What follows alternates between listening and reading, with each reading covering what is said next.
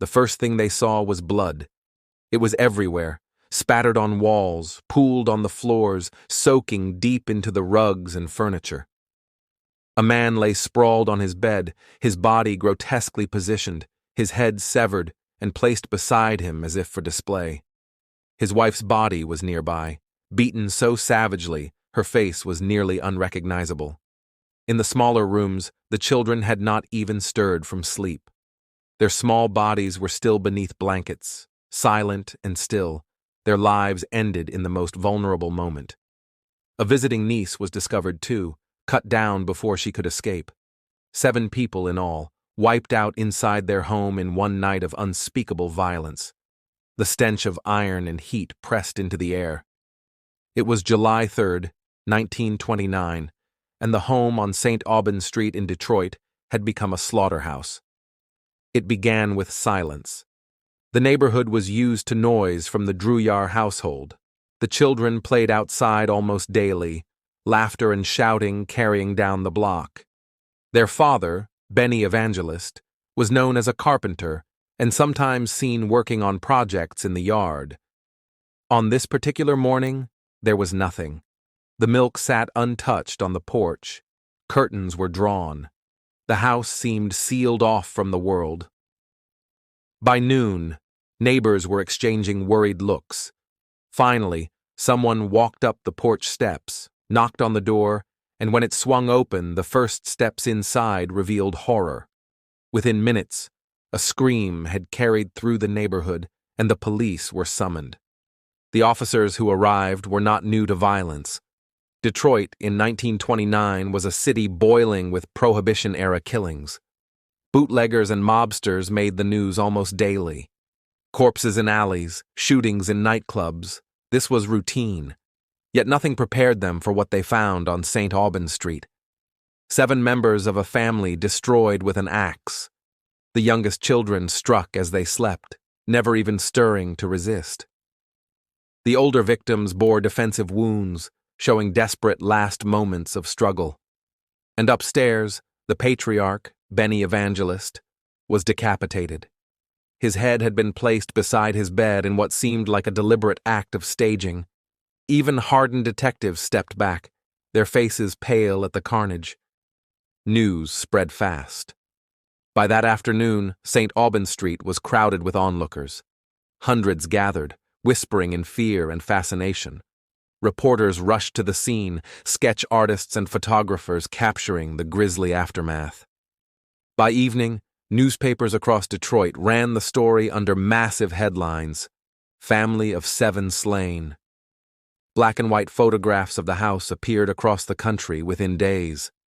People who had never heard of the Drouillard family now knew their name and knew that something terrible had happened in Detroit. Attention quickly turned to Benny Evangelist. Born in Italy, he had come to Detroit years earlier, working as a carpenter. But in the neighborhood he was infamous as something stranger, a mystic and self-proclaimed prophet. Evangelist wrote a sprawling, handwritten religious manuscript that stretched thousands of pages. He claimed visions and revelations, gathering small groups of curious listeners who treated him as a holy man. Others dismissed him as a lunatic. Rumors followed him, of seances, strange rituals, whispered curses. With his head cut off and placed for display, it seemed to many that this was not just murder, but a message. Police launched a massive investigation. They interrogated neighbors and family acquaintances. They questioned former business partners who might have held grudges. They looked closely at Evangelist's followers, wondering if one had turned on him. Dozens of suspects were brought in and questioned. Some claimed he had debts tied to organized crime. Others whispered of enemies within his religious circle. Every rumor was chased, but none produced results.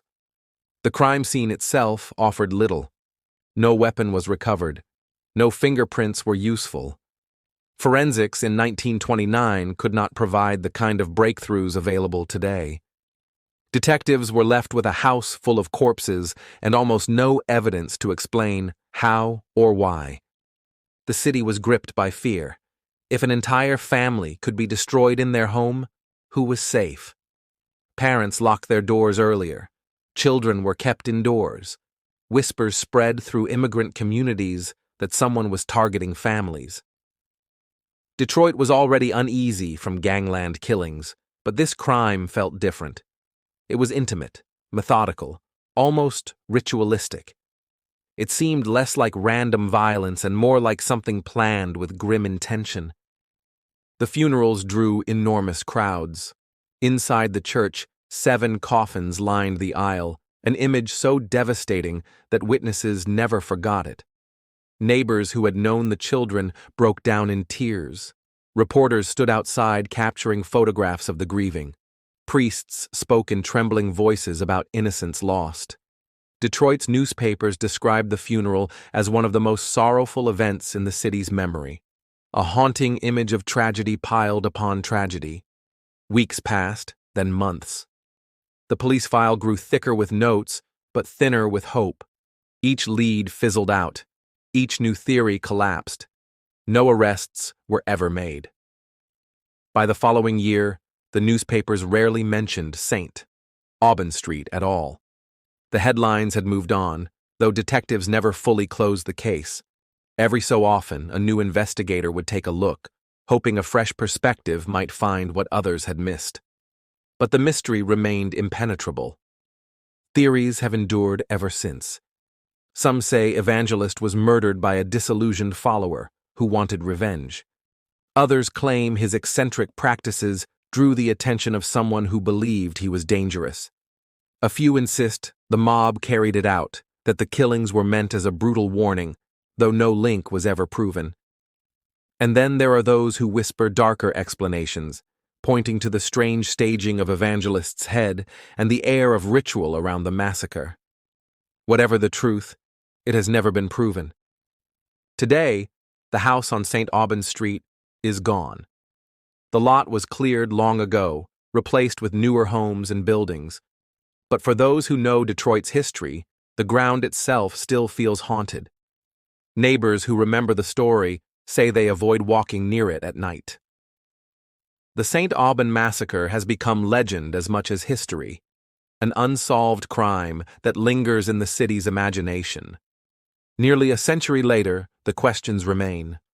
Who could have carried out such brutality? Why kill even the children? How could the killer vanish without leaving a trace? On paper, it is just another cold case, stored in the archives of the Detroit Police Department. But for those who lived on St. Aubin Street, who saw the coffins lined up at the funeral, who remembered the screams when the door first opened that day, it was something more.